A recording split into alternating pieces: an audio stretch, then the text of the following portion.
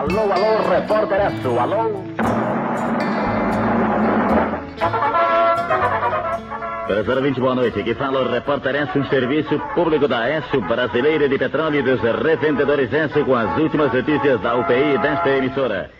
Há 50 anos, a televisão ainda não era tão difundida como nos dias de hoje e as pessoas ouviam mais rádios. Eu me lembro que meu pai costumava ouvir os noticiários de rádio de São Paulo, Rio de Janeiro, A Voz da América, que era um noticiário transmitido em português de uma emissora que ficava em um país da América Central, bem distante.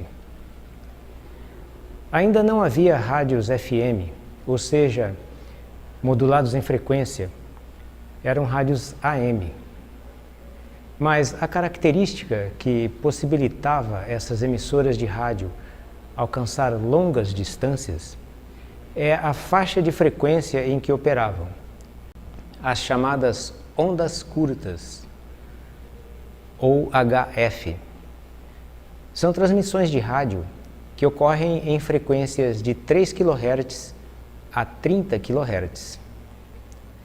Nesta faixa, dependendo das condições atmosféricas, as transmissões de rádio ricocheteiam na ionosfera. É uma camada ionizada da atmosfera terrestre que fica em altitudes muito elevadas.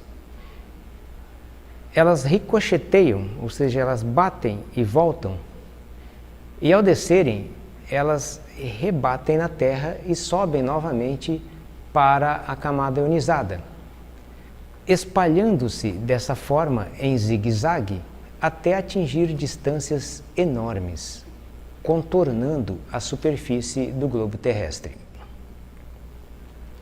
Os radioamadores sabem explorar esses recursos de transmissão. No livro 100 Dias entre Céu e Mar, de Amir Klink, a frenética comunicação que havia entre ele e os radioamadores, espalhados por todos os continentes da Terra e pelos mares também, percebemos que Amir Klink, isolado em seu barquinho no meio do Oceano Atlântico, desfrutava da companhia de todo esse pessoal, mestre em lidar com as frequências de rádio e ondas curtas. Estamos nos referindo ao passado. Não que hoje não haja mais radioamadores que se comunicam em HF, ou rádios comerciais que noticiam nesta faixa de frequência. Claro que há, mas a tecnologia de telecomunicação evoluiu muito nos últimos 50 anos e temos ao nosso dispor sistemas mais estáveis que incorporam outros dados na transmissão, além de sons que era só o que se conseguia nas transmissões de rádio em HF.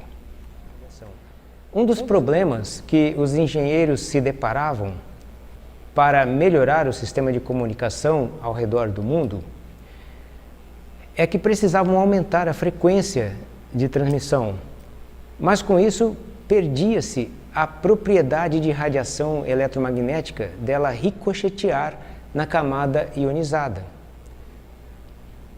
O sinal de áudio em frequência mais alta, como na faixa de VHF ou UHF, ele se perde no espaço, atravessa a camada ionizada e vai embora, ao infinito e além. Sem a propriedade de reflexão na camada ionizada, a comunicação por rádio nas faixas de VHF e outras mais altas só é possível quando uma antena enxerga a outra antena. Se houver algum obstáculo no percurso do sinal, perde-se a comunicação.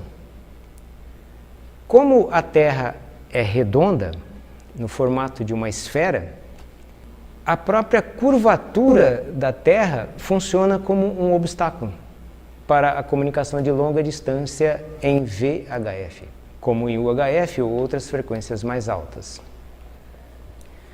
No controle de tráfego aéreo aqui no Brasil, atualmente as aeronaves se comunicam entre si e com os centros de controle por VHF.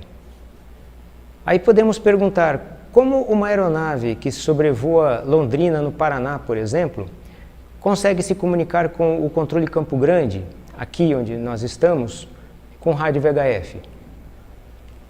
Certamente, por mais alto que esteja a aeronave, a antena dela não enxerga a antena da torre do Aeroporto Internacional de Campo Grande.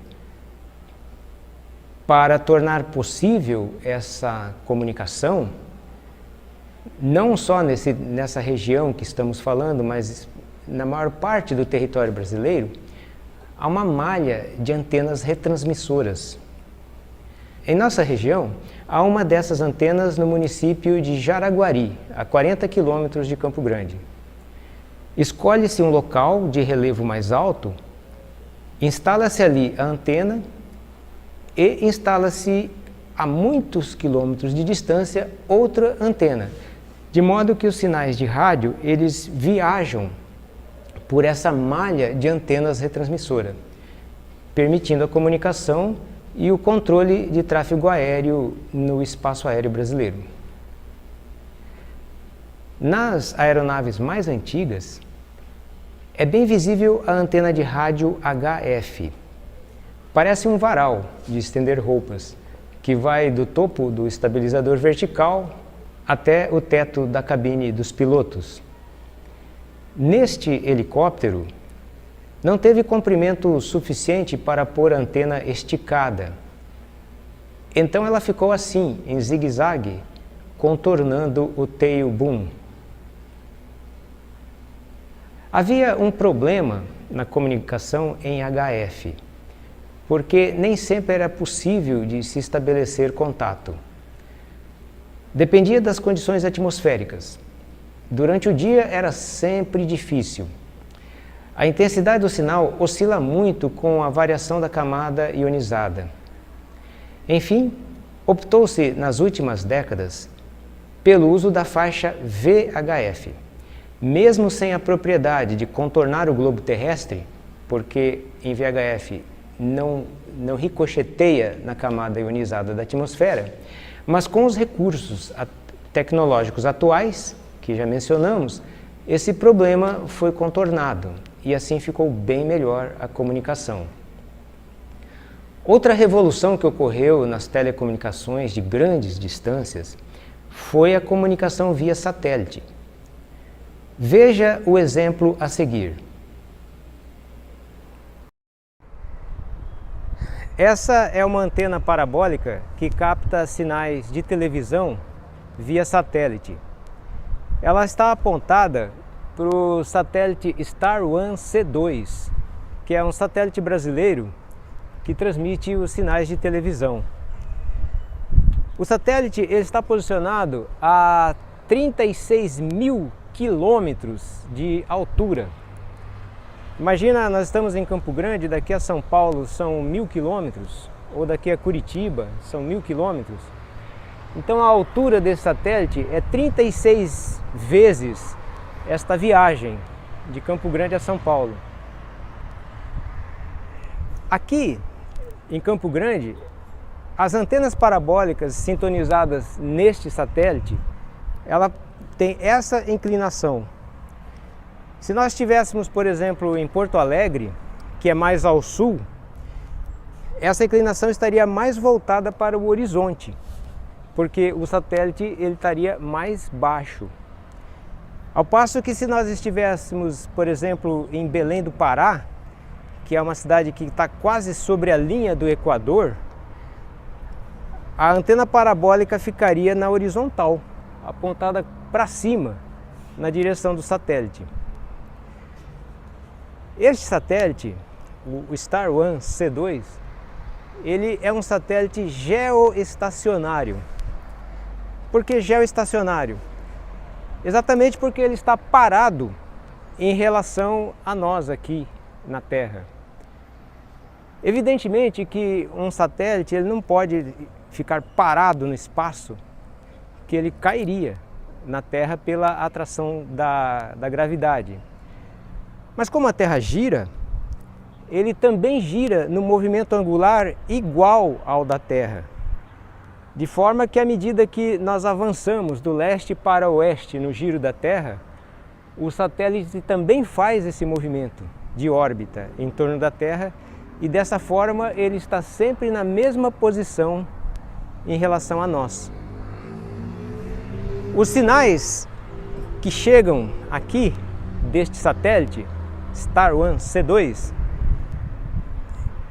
essa área do prato parabólico é atingida por esses sinais de radiofrequência. E ele funciona, o prato parabólico funciona como uma lente de aumento, porque é parabólico, de forma que o sinal que atinge aqui, como o prato é curvo, ele reflete para cá. O sinal que atinge aqui, ele reflete para cá. De modo que essa peça, que é o LNB, essa peça é que é verdadeiramente a antena.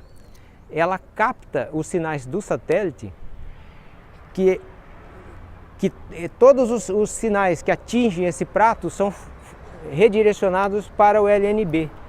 E aqui, então, ele converte os sinais eletromagnéticos em sinais elétricos, que é transmitido por este cabo ao receptor de televisão que está lá embaixo. Os sinais são transmitidos na faixa C e na faixa KU, que são frequências muito pequenas. Cada ciclo são bilionésimos de segundos. São mais de 4 bilhões de ciclos por segundo. Essa frequência ela é ideal para romper as nuvens, todas as intempéries que ocorrem na atmosfera, sofre menos interferência. O Star One C4 é como se fosse uma lanterna focando para o território brasileiro.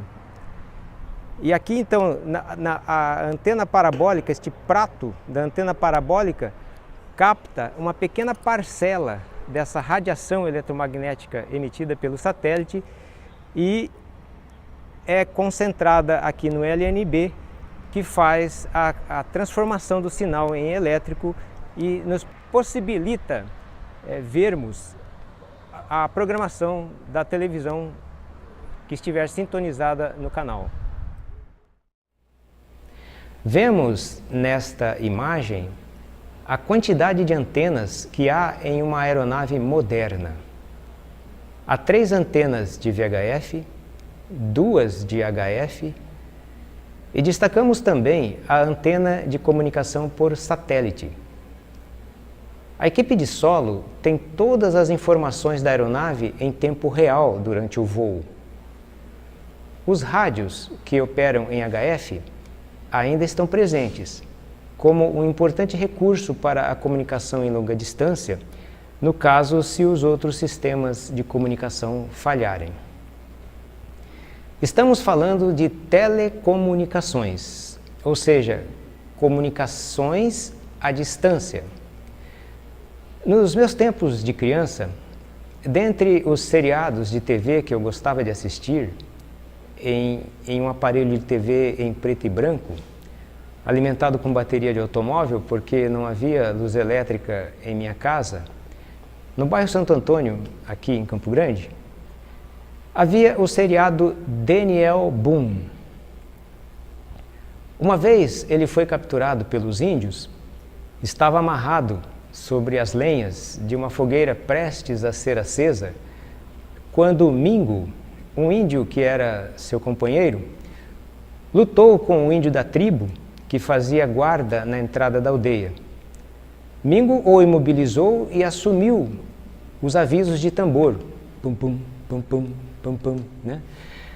O cacique, ao ouvir as novas mensagens através das batidas do tambor, mandou suspender o churrasco que estava prestes a ser feito do Daniel Boone.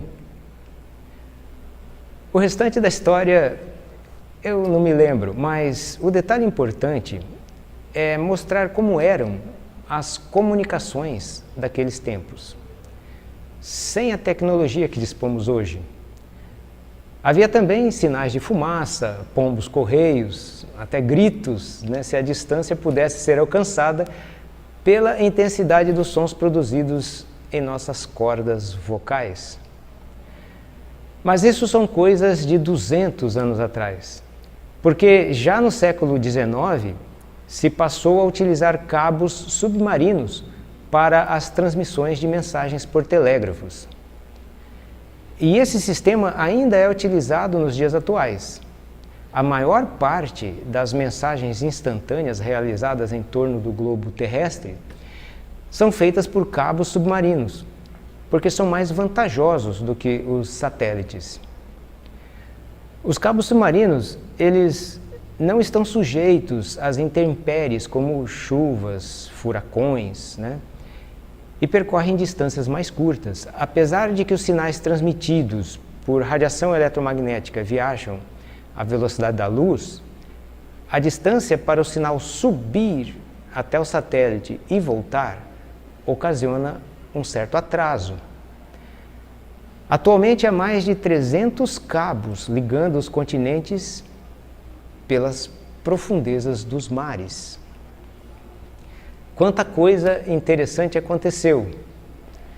Desde que Samuel Morse inventou o telégrafo, em 1830, Maxwell explicou como funcionam as ondas eletromagnéticas em 1861 e Marconi inventou o rádio em 1896. Se tivéssemos o poder de ressuscitar esses três personagens e fazermos um passeio com eles pelas principais cidades do mundo, ou até irmos ao espaço visitarmos os astronautas na Estação Espacial Internacional, se disséssemos para eles que nos comunicamos com espaçonaves que agora viajam pelo espaço interestelar a bilhões de quilômetros de distância, qual seria a reação deles? Talvez nem precisasse tudo isso. Bastaria mostrarmos a eles um smartphone, um equipamento tão pequeno, mas com uma complexidade imensa, cheia de recursos que sintetiza toda a capacidade humana de aperfeiçoar tecnologias que desfrutamos hoje graças a esses pioneiros.